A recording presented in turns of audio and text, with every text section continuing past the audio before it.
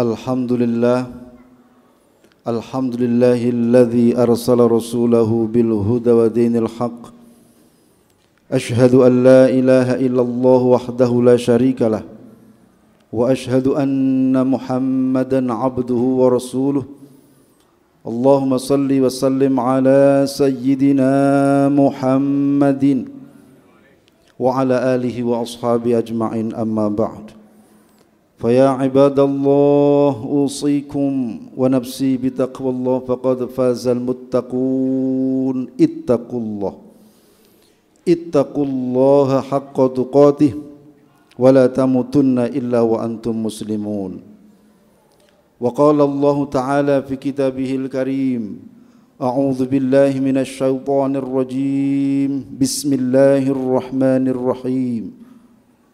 Wa qalu hasbunallahu wa ni'mal wakil. Sadaqallahul azim. Ma'asyiral muslimin, jamaah salat Jumat rahimakumullah. Kanjeng Nabi Muhammad sallallahu alaihi wasallam, suatu hari beliau pernah ditanya oleh sekelompok orang Yahudi. Mereka datang ke rumah Kanjeng Nabi dan mereka bertanya, "Ya Muhammad, unsub lana rabbak." Ya Muhammad, wahai Muhammad, unsub lana rabbak, ceritakan kepada kami tentang ciri-ciri Tuhanmu. Biasa orang Yahudi, mereka memanggil nama Kanjeng Nabi itu cukup dengan Muhammad. Berbeda dengan para sahabat. Kalau para sahabat mereka memanggil Kanjeng Nabi dengan sebutan gelarnya, ya Rasulullah, ya Nabi Allah. Tetapi orang Yahudi cukup dan mereka biasa memanggil jambal, kurang sopan terhadap Kanjeng Nabi. Ya Muhammad, unsub lana rabbak, ceritakan kepada kami tentang sifat-sifat atau ciri-ciri Tuhanmu.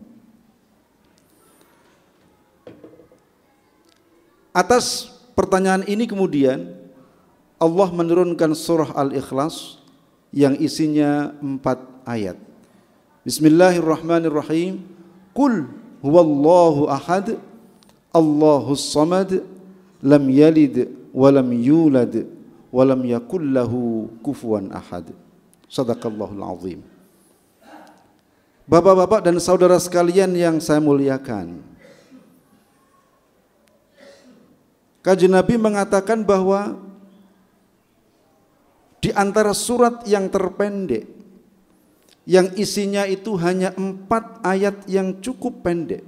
Qul wallahu ahad, Allahus samad, lam yalid wa lam yulad wa lam yakul lahu kufuwan ahad. Sebuah surat yang cukup pendek, tapi Kanjeng Nabi mengatakan innaha la ta'dilu thulutsal Qur'an. Meskipun surah Al-Ikhlas itu sangat pendek, ayatnya hanya 4, tetapi nilainya sama dengan orang membaca sepertiga Al-Quran. Oleh karena itu Kanjeng Nabi Muhammad SAW, beliau selalu mengingatkan kepada sahabatnya, kalau bisa engkau baca itu surah Al-Ikhlas 3 kali pada waktu malam hari dan 3 kali dibaca pada siang hari. Itu artinya engkau akan mendapatkan pahala seperti halnya pahalanya orang yang membaca Al-Quran khatam 2 kali dalam setiap harinya.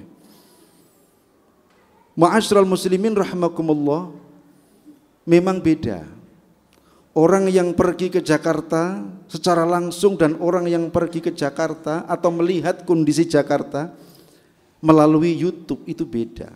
Sama-sama kita tahu, tetapi rasanya pasti akan jauh lebih dahsyat ketika kita datang langsung ke Jakarta. Membaca Al-Quran juga demikian. Meskipun pahalanya sama, orang membaca surah Al-Ikhlas 3 kali mendapat pahala yang sama dengan orang yang membaca Al-Quran khatam sekali sama.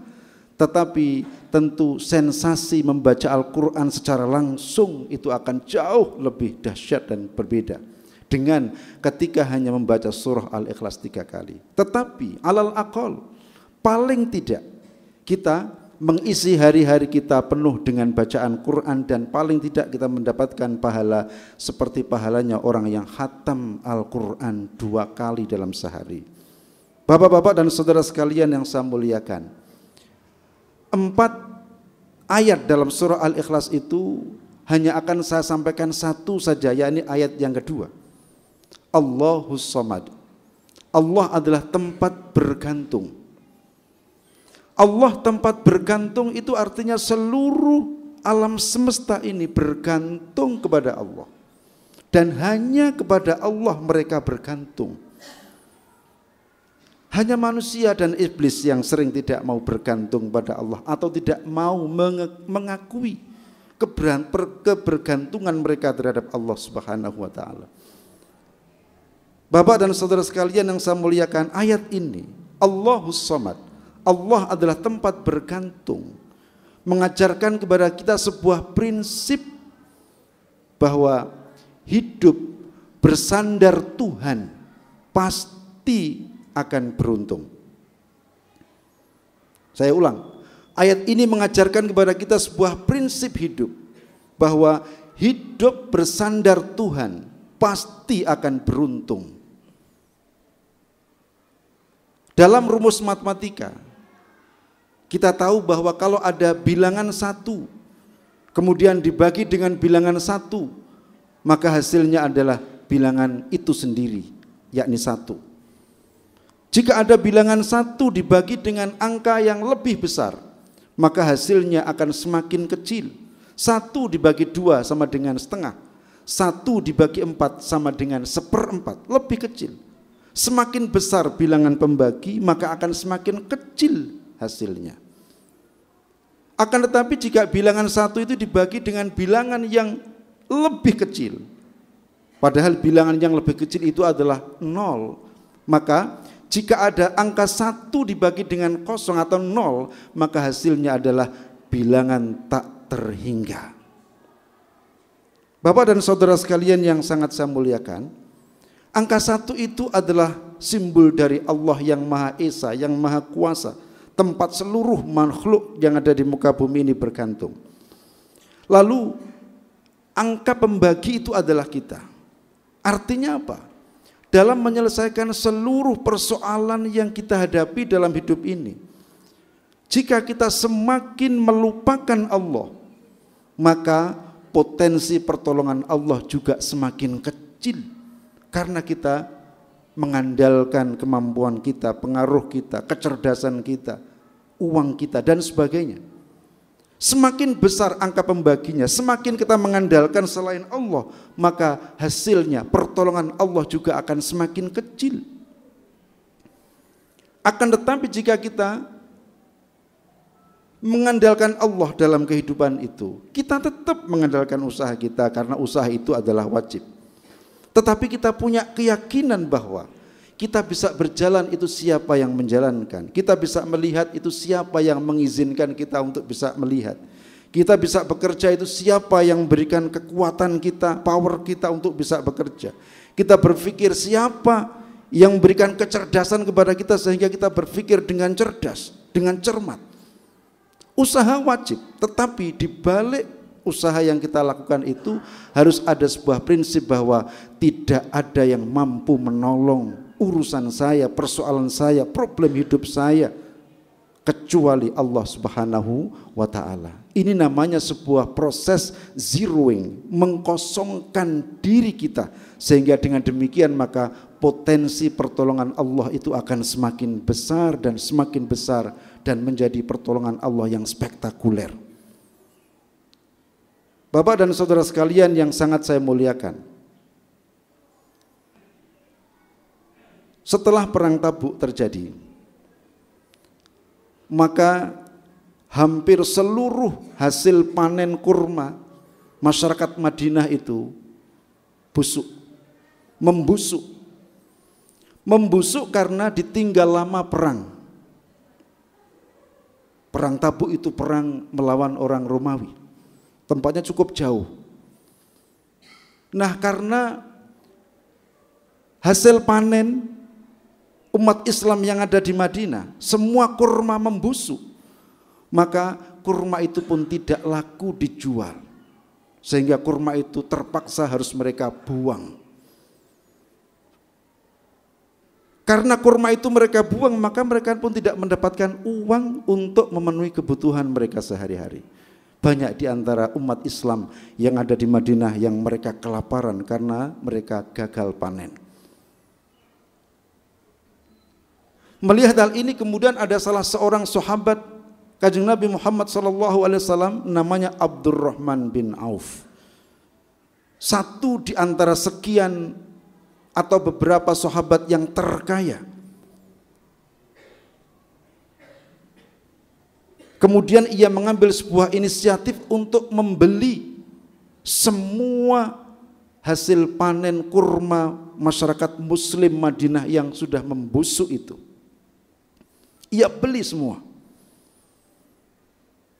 Abdurrahman bin Auf itu adalah seorang sahabat yang bercita-cita ingin menjadi orang miskin tetapi selalu gagal.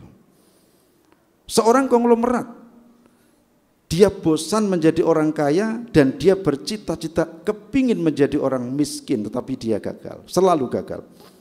Mungkin ini adalah kebalikan dari kita. Kalau kita ini ngebet, kepingin bercita-cita, kepingin jadi orang kaya tetapi selalu gagal. Tetapi tidak apa-apa, selama kita masih punya iman, insya Allah kita akan selamat dunia akhirat. Ia gunakan seluruh kekayaannya, Abdurrahman bin Auf itu, untuk membeli kurma yang busuk itu. Lalu banyak orang mencibirnya, termasuk juga keluarganya, saudara-saudaranya. Abdurrahman bin Auf itu sudah enggak waras, dia mungkin sudah gila. Bagaimana tidak, ia menghabiskan uangnya hanya untuk membeli kurma busuk. Untuk apa kurma busuk itu? Nah, kita nanti akan melihat bagaimana sebuah prinsip hidup, sesuatu yang menurut manusia itu jelek, bahkan gila, tetapi ketika didasari dengan sebuah prinsip Allahus Somad, maka akan menjadi sesuatu yang sangat bernilai dan berharga. Pada waktu yang bersamaan, di sebuah negeri namanya negeri Yaman, lumayan jauh dari Madinah, terjadi pandemi atau pagebluk. Dan kita sudah punya pengalaman bagaimana dahsyatnya pandemi itu. Hampir seluruh penduduk Yaman terjangkit pandemi itu. Dan banyak di antara mereka yang meninggal. Lalu para tabib kerajaan mereka sepakat untuk menentukan obatnya, dan mereka sepakat bahwa obatnya adalah kurma busuk. Padahal di Yaman pada waktu itu tidak ada kurma busuk atau belum musim panen. Maka mereka kemudian mencari informasi ke sana kemari untuk mencari kurma busuk. Kalau dalam jumlah kecil mungkin mudah, tapi ini jumlah yang cukup besar untuk orang satu negeri. Maka ditemukanlah ada informasi bahwa ada orang yang mengepul kurma busuk dan dia adalah Abdurrahman bin Auf. Datanglah mereka kepada Abdurrahman bin Auf dan mereka membeli kurma busuk itu dengan harga yang sangat fantastik. Ia membeli kurma busuk yang dikumpulkan oleh Abdurrahman bin Auf itu dengan harga 7 kali lipat dari harga normal. Maka dalam hal ini kemudian Abdurrahman bin Auf pun telah gagal lagi untuk menjadi orang miskin. Ada satu prinsip ketika Abdurrahman bin Auf ini dikatakan, wahai Abdurrahman, apakah engkau sudah tidak waras? Apa engkau sudah tidak waras? Prinsip ia, jawaban ia adalah untuk Allah dan untuk kemanusiaan. Saya ulang, untuk Allah dan untuk kemanusiaan tidak ada yang rugi.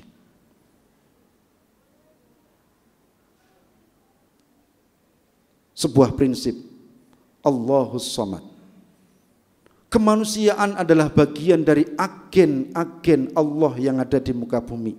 Maka barang siapa yang menjunjung tinggi nilai kemanusiaan dan membela kemanusiaan tanpa melihat keyakinannya apa, agamanya apa, selama dia itu masih bernama manusia, yakin seyakin-yakinnya bahwa Allah pasti akan memberikan keuntungan yang jauh lebih dahsyat dan lebih besar dari apa yang kita bayangkan.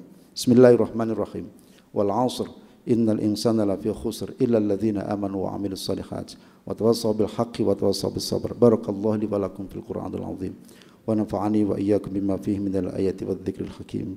Astaghfirullahal 'azim innahu huwal ghafurur rahim.